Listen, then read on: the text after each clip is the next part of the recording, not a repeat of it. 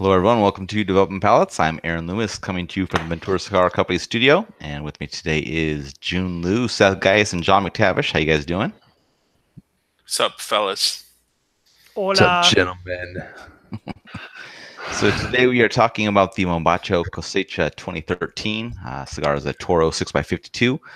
Comes out of the Casa Faveli factory in Nicaragua. The blend is all Nicaraguan, blended by Claudio Segroy. Price point is $21.95. And the cigar was released in July of 2018. So with all that out of the way, June, what was your smoking experience like? Um, it was good. So first third got a lot of this like creamy milk candy quality to it. And then kind of typical of most mambachos that I get, I guess some sort of always this like minerality to it as well. So like baking spices starts to come in as well. Retrohale is the favorite part of the cigar for me. I got like this like cherry cordial kind of a note, baking spices, cedar. Finished pretty long with this lingering cedar and baking spices, strength and body. Starts out medium and is kind of goes to that medium full strength range, starting from the second third. Yeah, so like as the cigar progressed, I felt like the second third was the best part of it. It's basically the same notes that I got within the first third, but it was just that much. It was like deeper notes, and it was just more prevalent in general. And then by the time I got to the last third of it, it became a bit became really mineral based. Not too much to the point where it was like not really tasting anymore. But it was definitely a spike in minerals. Within construction, I rated the burn to be good. A couple of the notches below our perfect score. Uh, the main downside was that wrapper refusing to burn. Like 2 to 3 fairly major touch ups, and I smoked through within maybe like 2 3 week time span. I smoked through two of these, so both of them had some burn issues. And then the draw is very good, which is not entirely perfect. One below our perfect score, a little tight, but nonetheless not a huge deal. How about you, Seth? What were your thoughts? Yeah, first third began by showing a lot of like cinnamon red pepper notes. It's getting some anise or licorice. That way June doesn't say anus. Anus? Um, You got anus and in a it's got cigar? I got some anus. It's You got must some have musty. you It's must got have some. smoked the wrong end again if you get No, I anus smoked in it right in this cigars. time. I smoked the butt, man. Okay. It's got some dry Okay. wood and mustiness to it, and there's like this saltiness, some meaty leather qualities as well.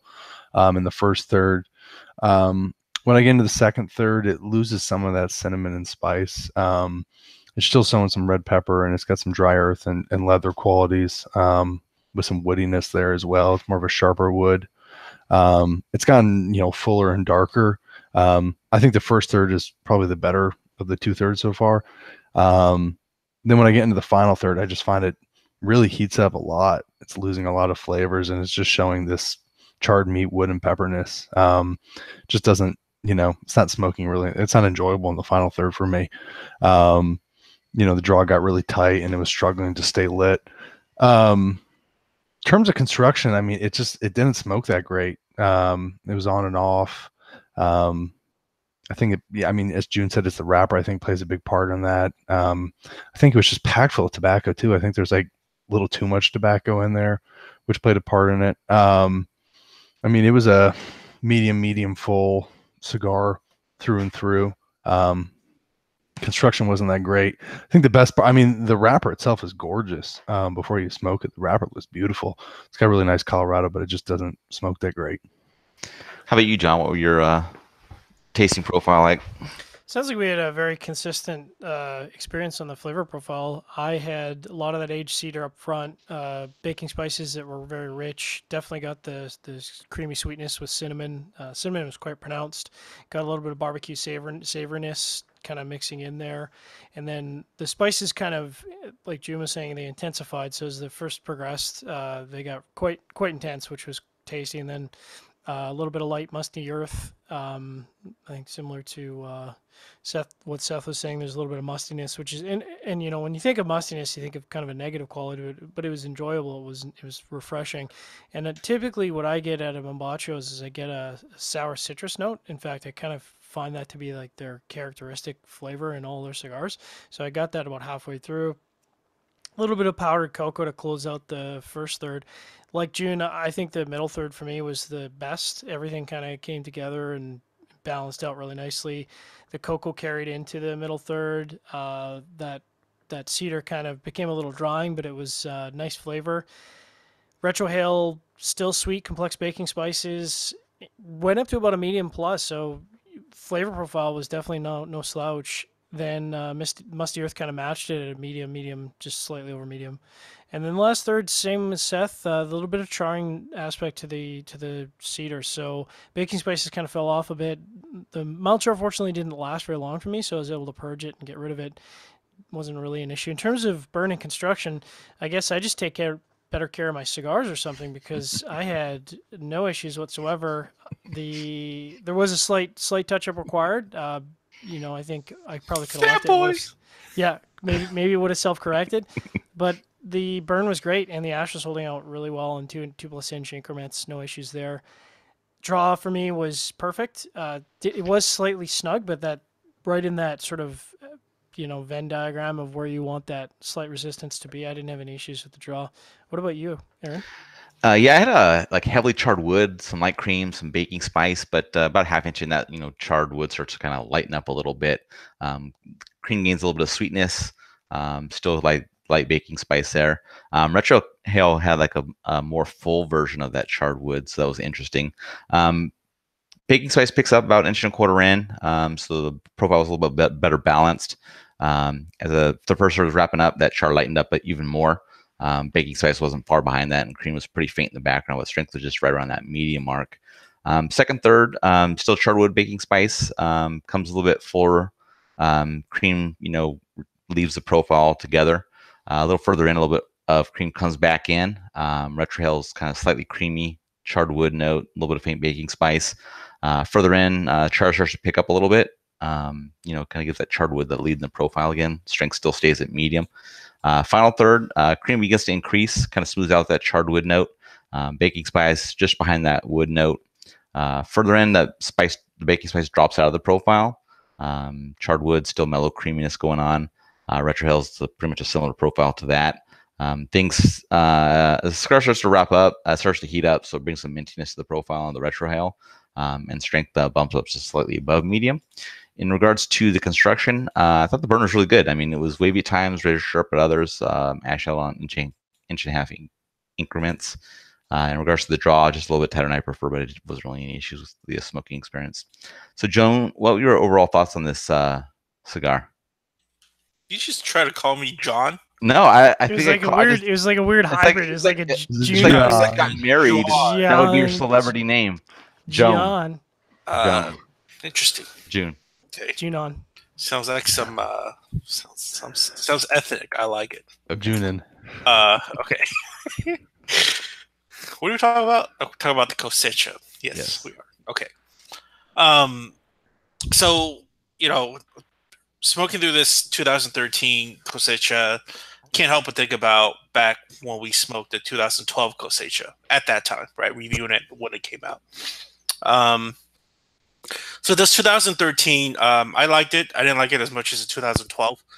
I was looking at some of my notes for the 2012, and I said I used words such as like balance and finesse in the 2012. I felt like the 13 version, there was still balance, but it could have been better balance, and especially within the last third, it threw off that balance quite a bit for me.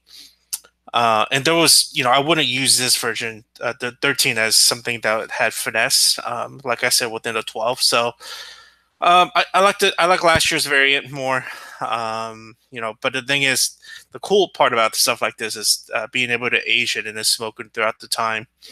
So I'm excited to do that part. But yeah, still a good cigar, not quite at the level of 12. How about you, Seth? What are your overall thoughts? Yeah, I mean, I never smoked the 2012, and I heard a lot of good things about it. So I was looking forward to smoking the 13 and just understanding its different vintages. But I just was disappointed. I wasn't impressed by this cigar at all.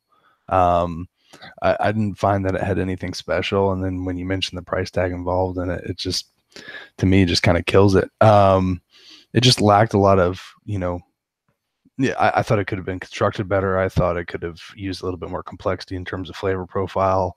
I think the final third kind of showed that it just wasn't. I mean, if these cigars had been ready for a while and the final thirds smoked like mine did, and I think everyone's kind of final third went downhill, that's not a good sign. So I was disappointed with it. How about you, John?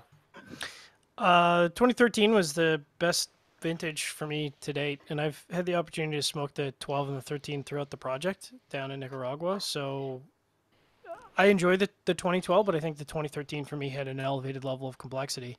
And I think that's what it comes down to is the 2012 was good, but I just felt the complexity levels in the 2013 were, I would say, at least, a mark above that, maybe even a mark and a half above the 2012. Yeah, I mean, I think, I thought this flavor profile was centered kind of around the charred wood and the baking spice and some cream. I would be in agreement with you, John. I think I like the 2013 better than the 2012. I just wasn't that biggest fan of the 2012 for some reason. It didn't hit me like it hit everybody else last year. It's a darker profile. I felt like it was a little bit more nuanced than last year's. Last year just seemed to be a bit more overpowering to me. So like I said, I think this is a good version of it, and it definitely has me eager to smoke, following years to see what the other vintage years can provide. At least in the way I, translate the project so far, it's gotten better each year. But I think for some others, it's gone the reverse. So we'll just have to see kind of how it progresses and how people see future years. So getting into the scores, we'll start from the top. That is you, John, with a 7.42. Next is June with a 7.17. Then I had a 6.92, and then Seth had a 5.75. So, John, how do you think that matched up with your experience? I think that matches up very closely. When I was smoking it, I immediately thought this is going to be on the top list for this year. It has the complexity. It has all the things I'm looking for. I'm very happy where the final product ended up, having had the opportunity to smoke these throughout its life cycle. It's nice to see that the final project did continue to evolve in that aging process. Seth? Or not Seth. June, how about you? 7.17. Yeah, it was good. I mean, it almost sounds like when I was talking about the cigar, it's like I was just disappointed in it, and I kept talking good about the last year version. But when I review cigars, I don't give the very good flavor profile very often, and I did it for the second third on this cigar. So if I think about it in that perspective, there is really good qualities to it. It's just I'm bummed because I didn't find it as good as last year. But yeah, that is a good score. Yeah, my score matches up with mine. It was a good flavor profile throughout. I didn't feel like it dropped off too much in the final third. Really good construction on my samples. So I enjoyed it. So my score matched up. How about you, Seth, at 5.75? Yeah, I mean, it matched up. Just wasn't that good in my opinion. All right. Any other final thoughts from you guys? I think it's kind of I think it was kind of a fun project. I mean, he wanted to introduce vintage to the market, which everyone talks about 2008 blah blah blah, 2003 blah blah blah, and a lot of those terms are just meaningless. They're marketing terms in a market that's already full of enough BS already. So he came to the table with a true vintage. And I think for me, part of the reason that 2013 is probably better than 2012 is because the 2012 is the first time they did it. So, you have no experience doing that the first release. So it'd be really interesting to try out the 2014 when it's finally released. Like I said, I've had the 2013 and the 2012 and the 2014, but I haven't had the near release 2014. So it'll be interesting to see how that comes out. Right. Wait, are you telling me that Rocky Patel's Vintage 99 Connecticut is still not from 1999? Shocking. That wrapper is not from 1999 anymore? Isn't that surprising? The band says that, you guys. Don't you know how to read? So, okay. I don't know how to read, actually. It is true. Thanks for pointing that out and hurting my feelings. I think that was best. No, John, you're absolutely correct that they actually do justice to the term vintage. Yeah. And when it's done, it's done. It's a vintage, and then you move on. And I will give him tons of respect for that. And you're going to find vintages you like and vintages you don't. Absolutely. So. Yep. All right, thanks for watching. If you're just catching this video on YouTube, be sure to subscribe to us. We'll also check out the full written review on the website, developmentpalace.com. Follow us on all the social media channels, and you can catch all of our review recaps on podcast, iTunes, Google Play, and Podbean. Thank you for tuning in. We will catch you on the next one. Mombacho!